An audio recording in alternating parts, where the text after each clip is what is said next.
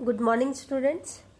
आज हम कंटिन्यू करेंगे principle of inheritance and variation. हम स्टडी कर रहे थे, बेसिक टर्मिनोलॉजी हमारी हो चुकी है। आज हम आगे स्टडी करेंगे। देखो, today we will discuss about experimental materials of Mendel. क्योंकि हम मेंडेलियन जेनेटिक्स पढ़ रहे हैं, तो मेंडल ने कौन सा एक्सपेरिमेंटल मटेरियल यूज़ किया था, हम उसकी बात करेंगे। तो मेंडल ने कौन सा एक्सपेरिमेंटल मटेरियल यूज़ किया था? गार्डन पी, इसको हम कहते हैं पाइजम सताइवम। तो थोड़ा सा हम पाइजम सताइवम के बारे में पढ़ लेते हैं। 11th क्लास में भी हमने डिस्कस किया था और इसके कुछ पॉइंट हमने अभी sexual reproduction in flowering plants में भी डिस्कस किए हैं कि पाइजम सताइवम जो है वो फैबेसी फैमिली से बिलोंग करता है। किससे बिलोंग करता है? Fabaceae family. हमने पढ़ा था पी, ग्राम, बीन्स, ये सभी किससे बिलोंग करते हैं? फैबेसी फैमिली से बिलोंग करते हैं। And they produce cleistogamous flower. कैसे फ्लावर की प्रोडक्शन करता है? क्लिस्टोगैमस फ्लावर की प्रोडक्शन करता है। क्लिस्टोगैमस फ्लावर किसको कहा था हमने? ऐसे फ्लावर जो कभी भी अपने स्टिग्मा और एंथर को एक्सपोज नहीं करते हैं, कभी भी ओपन नहीं होते हैं। तो इसका मतलब ऐसे प्लांट्स में नेचुरली क्रॉस पोलिनेशन के कोई चांसेस नहीं। अब इससे क्या हुआ? मेंडल को एक बेनिफिट मिला। क्या मिला? कि उनको नेचुरली प्योर लाइन्स मिल गई। क्या मिल गई? Naturally pure lines. हम प्योर लाइन्स कैसे बनाते हैं? कैसे बनाते हैं बेटा? कंटिन्यूस कई जनरेशन्स तक हम सेल्फिंग कराते रहते हैं। कब तक? जब तक कि वो ट्रेड स्टेबली इनहेरिट नहीं होता है। अब क्योंकि यहाँ पर तो सिर्फ सेल्फ पोलिनेशन ही पॉसिबल है, तो इसको मेंडल को नेचुरली क्या मिल गया? यहाँ पे प्योर लाइन्स अवेलेबल होगी। ठीक है, तो नेक्स्ट पॉइंट आता है कि जो पाइजम सताइवम होता है ये एक डाइकॉट प्लांट है, डाइकोटिलिडनस प्लांट है। और फर्स्ट चैप्टर में हमने पढ़ा कि ये नॉन एल्ब्यूमिनस सीड प्रोड्यूस करता है। कैसे सीड प्रोड्यूस करता है? Non albuminous. Non albuminous means कि जो एंडोस्पर्म बनता है डबल फर्टिलाइजेशन से, वो कंप्लीटली यूज्ड अप हो जाता है बाय द डेवलपिंग एम्ब्रियो। ठीक है, तो मैच्योर सीड में बिल्कुल भी आपको एंडोस्पर्म दिखाई नहीं देते। अगर हम एस्टिवेशन की बात करें तो इसमें वैक्सिलरी एस्टिवेशन पाई जाती है। हमने 11th क्लास में भी स्टडी किया था कि एक होती है सुपीरियर पेटल, एक होती है सुपीरियर पेटल, इससे इंफीरियर होती है दो लेटरल पेटल, और दो एंटीरियर पेटल जो होती हैं ये फ्यूज्ड होती हैं आपस में। तो ये जो एस्टिवेशन होती है इसको हमने क्या कहा था? वैक्सिलरी एस्टिवेशन कहा था। ठीक है, प्लेसेंटेशन की अगर हम बात करें तो इसमें मार्जिनल प्लेसेंटेशन होती है। कैसी प्लेसेंटेशन होती है? मार्जिनल प्लेसेंटेशन होती है। मार्जिन्स पे आपके ओव्यूल्स अटैच होते हैं। 2N कंटेंट जो होता है इसका डिप्लॉयड कंटेंट, उसके अंदर 14 क्रोमोसोम होते हैं। इसका मतलब हैप्लॉयड कंटेंट में कितने क्रोमोसोम होंगे? 7। तो कुछ पॉइंट इसमें इंपॉर्टेंट है। पहला पॉइंट तो इंपॉर्टेंट क्या है कि एक्सपेरिमेंटल मटेरियल क्या है, तो वो क्या है? पाइजम सताइवम, गार्डन पी है। ये फैबेसी फैमिली से बिलोंग करता है और क्लिस्टोगैमस फ्लावर प्रोड्यूस करता है। ये बड़ा इंपॉर्टेंट पॉइंट है क्योंकि इससे मेंडल को एक बेनिफिट मिला कि उसको नेचुरली प्योर लाइन्स मिल गई। मेंडल को ये नहीं पता था कि पी प्लांट प्योर लाइन्स बता रहा है। ठीक है, क्योंकि जब उसने हॉकवीड में ये एक्सपेरिमेंट किया तो वो फेल हो गया था। क्यों? क्योंकि हॉकवीड में नेचुरली प्योर लाइन्स अवेलेबल नहीं थी। ये हम आगे डिस्कस करेंगे। ठीक है, और नेक्स्ट चीज क्या इंपॉर्टेंट है कि इसका 2N कंटेंट होता है 14 क्रोमोसोम का, इसलिए हैप्लॉइड कंटेंट कितना हो जाएगा? 7 क्रोमोसोम्स का हो जाएगा। अब हम स्टडी करते हैं इसका next topic, important points of Mendel research. Mendel की रिसर्च के इंपॉर्टेंट पॉइंट्स क्या है? तो सबसे पहला और इंपॉर्टेंट पॉइंट क्या है बेटा कि मेंडल ने पी प्लांट में हाइब्रिडाइजेशन एक्सपेरिमेंट किए थे। कैसे एक्सपेरिमेंट किए थे? Hybridisation experiment. और बेटा मेंडल ने आर्टिफिशियल हाइब्रिडाइजेशन को यूज किया था। किसको यूज किया था? आर्टिफिशियल हाइब्रिडाइजेशन को। ऐसा हम क्यों कह रहे हैं? क्योंकि पी प्लांट तो नेचुरली क्लिस्टोगैमस फ्लावर बना रहे हैं, तो इसमें तो नेचुरली तो सिर्फ ऑटोगैमी हो सकती है, तो फिर हाइब्रिड कैसे बनेंगे? हाइब्रिड तो जब हम जेनेटिकली डिफरेंट प्लांट की मेटिंग कराते हैं तो बनते हैं। एक ही फ्लावर में अगर पॉलिनेशन होगा तो वो तो जेनेटिकली सिमिलर हो जाएंगे। तो उसने क्या किया, आर्टिफिशियली हाइब्रिडाइजेशन कराया दो सेलेक्टेड प्लांट के बीच में। पी प्लांट जो होता है वो बाइसेक्सुअल प्लांट है, ठीक है, तो इसके अंदर बाइसेक्सुअल फ्लावर प्रोड्यूस करता है। तो एक फ्लावर के मेल पार्ट को ले लिया, दैट मीन्स पोलन ग्रेन को सेलेक्ट किया, और दूसरे फ्लावर के स्टिग्मा को इसने सेलेक्ट किया है, ठीक है। तो इसने आर्टिफिशियल हाइब्रिडाइजेशन सेलेक्ट किया। बेटा पी प्लांट को उसने इसीलिए चूज किया था कि नेचुरली तो उसमें प्योर लाइन्स मिल जाती है, नेचुरली तो वो सिर्फ ऑटोगैमी शो करता है, लेकिन अगर हम चाहें तो उसमें हम क्रॉस पॉलिनेशन भी करा सकते हैं, दैट मीन्स हाइब्रिड भी हम बना सकते हैं, ठीक है। मेंडल ने ये जो हाइब्रिडाइजेशन एक्सपेरिमेंट किया था पी प्लांट पे, ये उसने 7 इयर्स तक किया था। कब से कब तक? 1856 से लेकर के 1863 तक। 63 तक तो उसने एक्सपेरिमेंट किया बेटा, और फिर तब जाकर के उसकी रिसर्च पब्लिश हुई 1865 में। उसकी रिसर्च पब्लिश कब हुई थी? Publish in 1865। अब मेंडल ने कितने ट्रेट को सिलेक्ट किया और उसमें कौन कौन से ट्रेट आपके थे वो हमें स्टडी करना है। तो बेटा मेंडल ने 14 ट्रू ब्रीडिंग लाइन को सिलेक्ट किया था। कितने ट्रू ब्रीडिंग लाइंस को सिलेक्ट किया था? 14 ट्रू ब्रीडिंग लाइंस। और ये 14 ट्रू ब्रीडिंग लाइंस जो थी ये पेयर्स में थी, दैट मीन्स हमारे पास 7 पेयर अवेलेबल थे। कितने पेयर अवेलेबल थे? 7 पेयर। एक पेयर में जो 2 ट्रेट हमने रखे थे वो दोनों कंट्रास्टिंग पेयर है। कैसे पेयर है? Contrasting pair. ट्रेट एक ही है लेकिन उसके 2 कंट्रास्टिंग ऑप्शन है। इसका मतलब क्या है?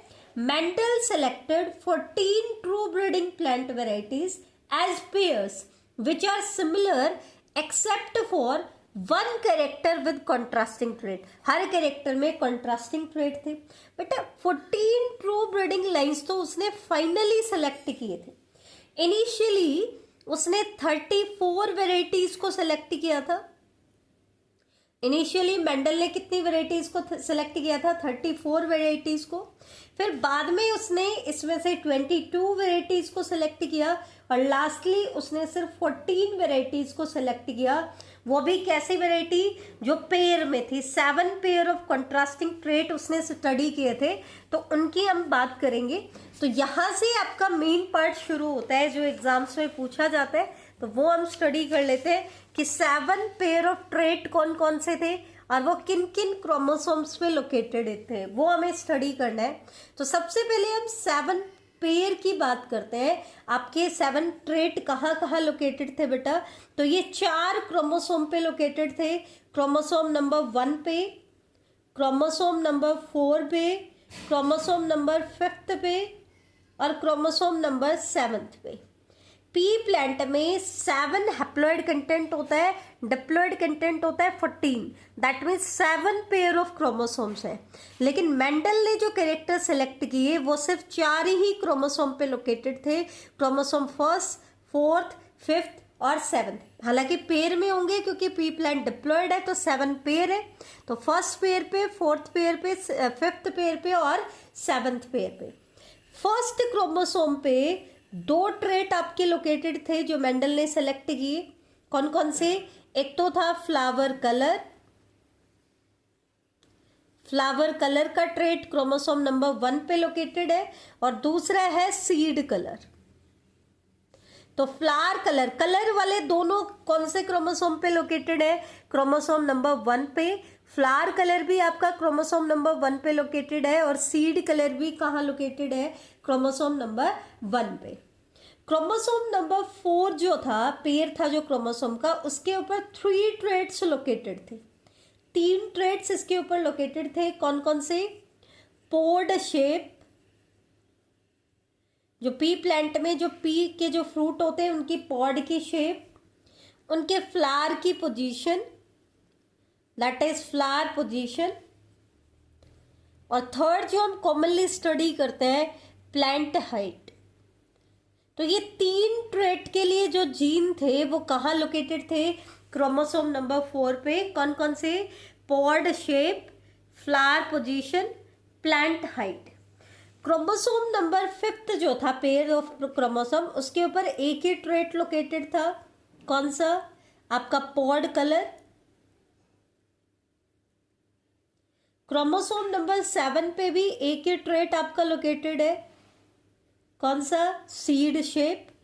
याद करने का तरीका क्या है बेटा, मेंडल के हम 7 ट्रेट को स्टडी करेंगे और 7 के 7 ट्रेट्स में हम उनके कंट्रास्टिंग पेयर हम बताएंगे। तो आपको करना क्या है, उनमें से क्रोमोसोम नंबर 1 का याद कर लो, 5th का याद कर लो, 7th का याद कर लो, और बाकी के 3 जो बच जाएंगे वो किस में आ जाएंगे, क्रोमोसोम नंबर 4 में। क्रोमोसोम नंबर 1 पे कौन से, कलर वाले, ये इजीली याद हो जाता है हमें, फ्लावर कलर, सीड कलर। फिर एक बच गया आपका कलर में पॉड कलर, तो पॉड कलर किस पे आ जाएगा, क्रोमोसोम नंबर 5th पे। उसके बाद क्रोमोसोम नंबर 7th पे आ जाएगा सीड। 2 पॉड के कैरेक्टर होते हैं, 2 सीड के और 2 फ्लावर के, ठीक है। तो बाकी के जो कैरेक्टर है, एक पॉड का बच गया पॉड शेप, एक फ्लावर का बच गया आपका फ्लावर पोजीशन, और एक आपका आ गया प्लांट की हाइट का। तो ये ट्रेट किसके ऊपर लोकेटेड है, क्रोमोसोम नंबर 4 पे लोकेटेड है। तो अब हम एनसीईआरटी का पार्ट देखते हैं, जो कई बार बोर्ड एग्जाम्स में ऐसे सिंपल भी क्वेश्चन आ जाते हैं कि मेंडल ने जो 7 पेयर ऑफ कंट्रास्टिंग ट्रेट को सेलेक्ट किया, उनके बारे में बताओ कि 7 ट्रेट कौन कौन से हैं और उनके कंट्रास्टिंग ऑप्शन कौन से हैं। या कभी पूछ लेते हैं डोमिनेंट कौन सा है, रिसेसिव कौन सा है, या कई बार ऐसे पूछ लेते हैं पर्टिकुलर ट्रेट के बारे में कि फ्लावर के 2 ट्रेट बताओ, पोड के 2 ट्रेट बताओ, सीड के 2 ट्रेट बताओ। तो इस तरीके से आपको बताना होता है। तो हम स्टडी कर लेते हैं। मेंडल ने बेटा 7 ट्रेट को सेलेक्ट किया था और 7 के 7 ट्रेट आपके पेयर में लोकेटेड थे। किसमें लोकेटेड थे, पेयर में। बेटा जब तक आपको ये टेबल याद नहीं होती है ना, तब तक आपकी ना तो आप मोनो हाइब्रिड क्रॉस कर सकते हो, ना डाई हाइब्रिड, ना ट्राई हाइब्रिड, और ना ही आप बाकी की मेंडेलियन जेनेटिक्स आप फॉलो नहीं कर पाओगे। जब तक आपको ये याद नहीं है कि कौन सा ट्रेट डोमिनेंट है, कौन सा रिसेसिव। टेबल बिल्कुल इजी है, लेकिन आपको याद होनी चाहिए। तो देखो, सबसे पहला ट्रेट हम ले रहे हैं जो मेंडल ने सेलेक्ट किया, स्टेम हाइट। जो मोस्ट कॉमनली हम स्टडी करते हैं, स्टेम हाइट, कि प्लांट की हाइट कैसे थी, स्टेम की हाइट कैसे थी, इसको हम बोल देते हैं स्टेम हाइट या प्लांट हाइट, ठीक है। तो स्टेम हाइट या प्लांट हाइट में डोमिनेंट ट्रेट होता है टॉल, बहुत बार हमने स्टडी किया है, एग्जाम्पल भी लिए, और रिसेसिव ट्रेट होता है ड्वार्फ। अब मैंने आपको पहले ही बता दिया था कि डोमिनेंट और रिसेसिव का इफेक्ट कहाँ पड़ता है। अगर डोमिनेंट ट्रेट जो होता है ना, वो अपने आप को हर कंडीशन में एक्सप्रेस करता है, चाहे उसके अंदर आपका एक ही एलील हो डोमिनेंट वाला, या आपके दोनों एलील डोमिनेंट के हैं, तो भी एक्सप्रेशन किसका आता है, डोमिनेंट का ही आता है। तो ये अपने आप को होमोजाइगस और हेट्रोजाइगस दोनों कंडीशन में शो करता है, जबकि रिसेसिव ट्रेट अपने आप को सिर्फ हेट्रोजाइगस कंडीशन में शो कर पाता है। बेटा ये सबसे बड़ा डिफरेंस होता है इसके अंदर। फिर हम ले लेते हैं 2 फ्लावर के ट्रेट, आपके दोनों एक साथ हम ले लेते हैं। सबसे पहले हम बात करते हैं फ्लावर कलर की।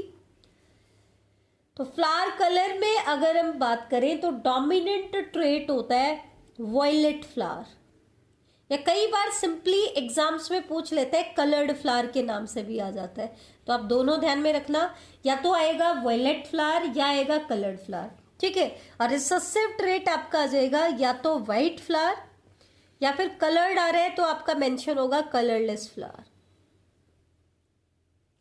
तीसरा ट्रेट जो फ्लावर का ही है वो है फ्लावर की पोजीशन, कि फ्लावर प्लांट में कहाँ लोकेटेड है, फ्लावर की पोजीशन क्या है।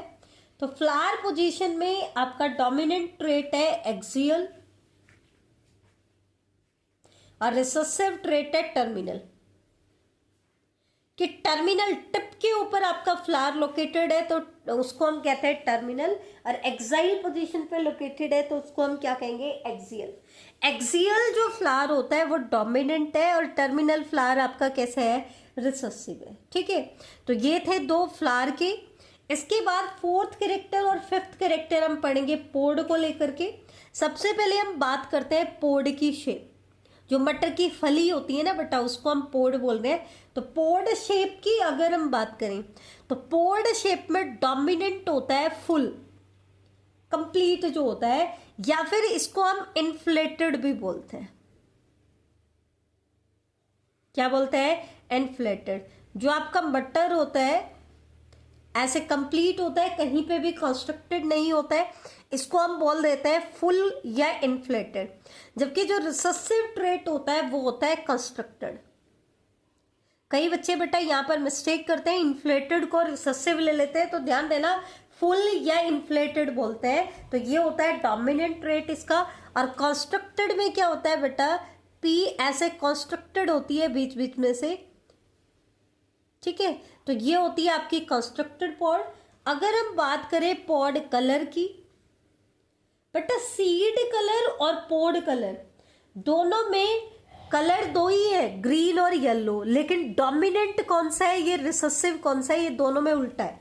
ध्यान से देखना, पॉड कलर में तो डोमिनेंट ट्रेट है आपका ग्रीन और रिसेसिव है येलो। लेकिन जब हम बात करेंगे सीड कलर की, ले लेते हैं हम अगला कैरेक्टर सीड कलर। तो सीड कलर के केस में डोमिनेंट होता है येलो सीड और रिसेसिव होता है ग्रीन सीड। ये बिल्कुल अपोजिट है, ध्यान रखना। पॉड कलर में डोमिनेंट कौन सा होता है, ग्रीन पॉड, और रिसेसिव होता है येलो पॉड। जबकि सीड कलर में डोमिनेंट है येलो और रिसेसिव है ग्रीन। और लास्ट ट्रेट अगर हम बात करें तो वो आता है सीड की शेप का। तो डोमिनेंट सीड होता है राउंड, आपके सीड बिल्कुल राउंड होते हैं, और रिसेसिव सीड होता है रिंकल्ड। आपका सीड ऐसे कंस्ट्रक्टेड होता है, ठीक है। तो ध्यान देना, राउंड सीड डोमिनेंट है और रिंकल्ड सीड क्या है, रिसेसिव है।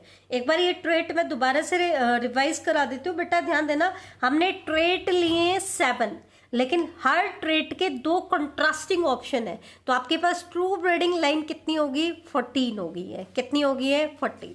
क्योंकि पी प्लांट में तो नेचुरली आपको ट्रू ब्रीडिंग लाइंस मिल रही थी, तो हमारे पास 14 ट्रू ब्रीडिंग लाइन है। कैसे, हर ट्रेट में 2 कंट्रास्टिंग ऑप्शन है, तो पेयर में है। हम कह देंगे 7 पेयर ऑफ ट्रेट है हमारे पास, 7 pair of true breeding lines है।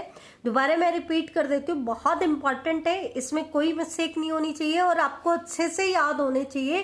क्योंकि अगर ये ट्रेट आपको याद नहीं है तो आगे हम जेनेटिक्स में कुछ भी चीजें सॉल्व नहीं कर पाएंगे। तो ध्यान से देखना, स्टेम हाइट पहला आता है, स्टेम हाइट या प्लांट हाइट।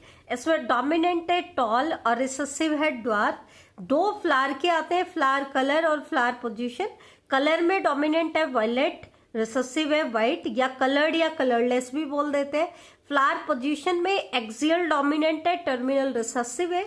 ऐसे ही 2 पॉड के कैरेक्टर, एक पॉड शेप और एक पॉड कलर। पॉड शेप में डोमिनेंट है फुल या इन्फ्लेटेड भी बोल देते हैं, और रिसेसिव होता है कंस्ट्रक्टेड। पॉड कलर में डोमिनेंट है ग्रीन और रिसेसिव है आपका येलो। जबकि सीड कलर में डोमिनेंट है येलो और रिसेसिव है ग्रीन।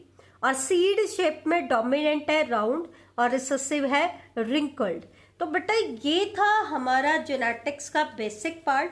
नेक्स्ट लेक्चर में हम इससे आगे स्टडी करेंगे बेटा, लेकिन एक चीज ध्यान रखना, अभी तक जितनी भी टर्मिनोलॉजी मैंने आपको कराई है वो कंप्लीट आपको अब याद करनी पड़ेगी, क्योंकि इसके बिना वो सारी टर्मिनोलॉजी हम अब आगे यूज करेंगे। पेयर ऑफ एलील्स क्या होते हैं, जीन क्या होता है, फिनोटाइप क्या होता है, जीनोटाइप क्या होता है, होमोजाइगस क्या है, हेट्रोजाइगस क्या है। अदरवाइज हम अपनी क्रॉसेस के रिजल्ट नहीं निकाल पाएंगे। तो आपसे रिक्वेस्ट है कि एक बार प्लीज आप सारी की सारी डेफिनेशन अच्छे से याद करें, और ये आपका जो 7 पेयर ऑफ कंट्रास्टिंग ट्रेट मैंने लिखवाए हैं ये अच्छे से याद करें। एक बार मैं दोबारा बता देती हूँ कि ये जो 7 पेयर ऑफ ट्रेट है ये सिर्फ 4 क्रोमोसोम पे लोकेटेड है। मतलब जो पी प्लांट होता है उसमें 7 पेयर ऑफ क्रोमोसोम है, डिप्लॉयड कंटेंट उसका 14 होता है, हैप्लॉयड कंटेंट 7 होता है। लेकिन उनमें से जो मेंडल ने जो 14 ट्रू ब्रीडिंग लाइन सेलेक्ट की वो सिर्फ 4 क्रोमोसोम पे लोकेटेड है, chromosome number 1st, 4th, 5th और 7th। फर्स्ट पे है फ्लावर कलर और सीड कलर, 5th पे आपका पॉड कलर, 7th पे आपका सीड शेप, और बाकी बचे हुए आपके किस पे है, क्रोमोसोम नंबर 4 पे। तो ये आज का हमारा लेक्चर था। थैंक यू बेटा।